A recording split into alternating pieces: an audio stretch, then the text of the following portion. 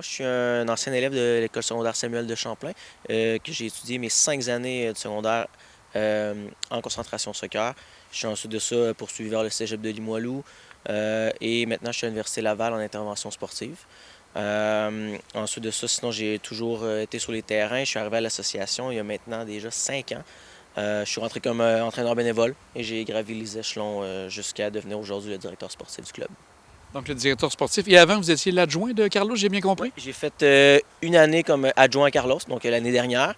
Et lorsqu'il nous a quittés en novembre dernier, j'ai pris son poste quelques semaines après.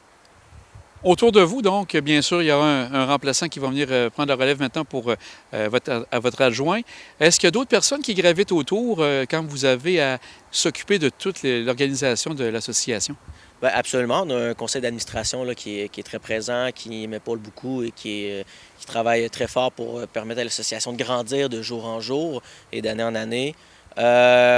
Sinon, c'est sûr que j'ai aussi la chance d'avoir une coordonnatrice, des personnes qui viennent travailler avec moi au quotidien, des jeunes aussi bénévoles et employés qui sont très, très, très motivés au sein de l'association. Donc, je les remercie en passant.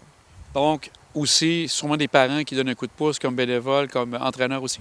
Oui, exactement. J'ai beaucoup de parents bénévoles qui viennent entraîner les équipes qu'on a au sein de l'association. Ils suivent ensuite des formations au niveau de la RSQ ou de Soccer Québec afin de se perfectionner pour offrir un meilleur service à nos jeunes. Vous dites que ça fait 5 ans que vous êtes au club. Depuis 5 ans, est-ce que vous avez remarqué une grande amélioration au niveau des différentes équipes dans les différents calibres de soccer ici?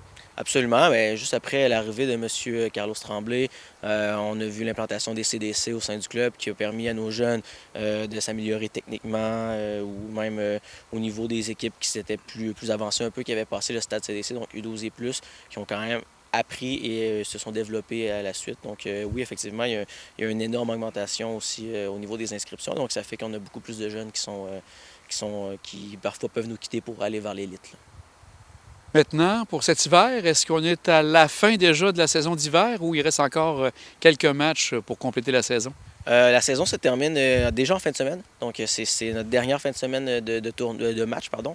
Par la suite, c'est les inscriptions d'été qui vont commencer. D'ici la dernière du mois de février ou première de mars, on lance les inscriptions déjà pour la saison d'été. Donc, on est déjà en préparation pour lancer cette saison-là.